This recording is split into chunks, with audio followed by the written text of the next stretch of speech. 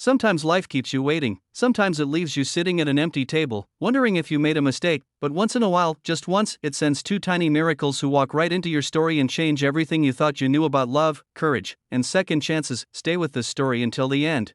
Because the moment those little girls walked in, Amara's entire life shifted, and she didn't even know it yet. Chapter 1. The cafe smelled like warm vanilla and fresh rain, the kind of scent that made you think good things were possible. Amara chose it because it felt safe, cozy, gentle. A place where disappointment would hurt a little less. Her phone buzzed. A message from an unknown number. Running late, please don't leave. She waited. 10 minutes. 20. Nearly 30. Enough time for doubts to form shapes, names, shadows. Maybe he changed his mind. Maybe he saw my picture and realized I'm not what he wants. Maybe I'm not meant for this love, companionship, a family. She shook her head, pushing the thoughts away, and then came the patter of small, hurried footsteps. Two girls, about 6 years old, stopped right beside her. They had matching purple backpacks, matching wide eyes, matching nervous smiles. Excuse me, the taller twin said, are you Miss Amara? Amara blinked. Yes. The smaller twin stepped forward, holding out a crumpled note like it was a sacred contract. Our daddy said to give you this. Amara unfolded the paper. I'm so sorry. Please wait. I promise I'm coming. Before she could speak, the taller girl blurted, Daddy didn't want you to think he forgot. He never forgets important things. He was just helping someone. The smaller twin nodded fiercely. Daddy helps people even when he's sad. That's why we love him. Something in the girl's voice, soft, honest, hit Amara in a place she didn't know was still fragile. She smiled gently. Would you two like to sit with me while we wait? They did. Eagerly.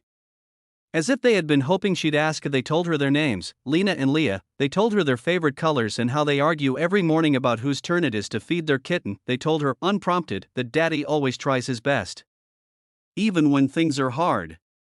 That sentence lodged itself inside her, because it sounded like something she herself had forgotten humans could do. 15 minutes later, the bell above the cafe door chimed again. A tall man rushed in, breathless, rain clinging to his hair and shoulders as though the storm outside had chased him all the way here. The twins jumped up instantly. Daddy.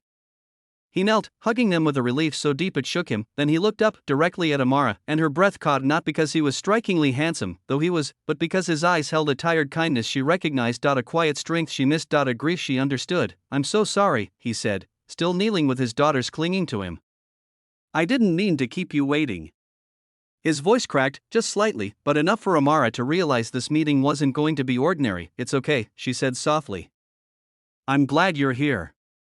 The twins beamed, the man exhaled, and the empty seat didn't feel empty anymore. But Amara had no idea that this man, a widowed father with a heart still healing, was going to rewrite everything she believed about love, family, and hope, and she was about to change his life. To Hook, Chapter 2. Another emotional pull to keep listeners watching. Some first meetings feel accidental, some feel like destiny, but the rarest ones?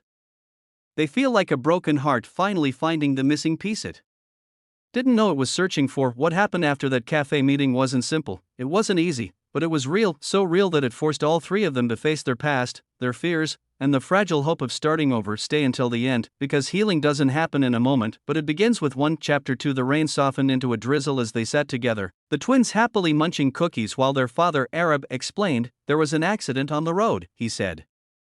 A motorcycle slipped on the wet pavement. I couldn't just drive past without helping. Amara listened, his voice held sincerity, and something heavier, guilt? Responsibility? Memory. He cleared his throat. I should have called you sooner. I'm not very good at this, dating again. She smiled gently. I'm not very good at it either. The twins giggled. You can both learn together. Arab looked mortified. Amara laughed, and the sound surprised her. She'd forgotten what it felt like to laugh like that, freely. As the conversation deepened, she learned pieces of his story. He had lost his wife 3 years ago in a sudden illness. He worked 2 jobs. He tried his best, always, but feared he wasn't enough. He confessed quietly, the hardest part is pretending I'm okay so my daughters don't worry.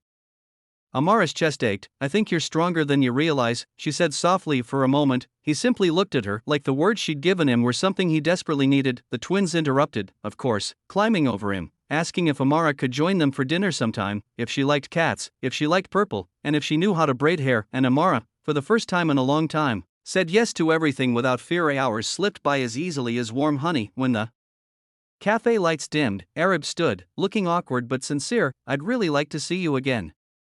If you'd want that. Amara hesitated, not because she didn't want to, but because wanting scared her, but then Lena tugged her sleeve and whispered, Daddy smiles more when he talks to you. And Leah added, I think you make him feel less lonely.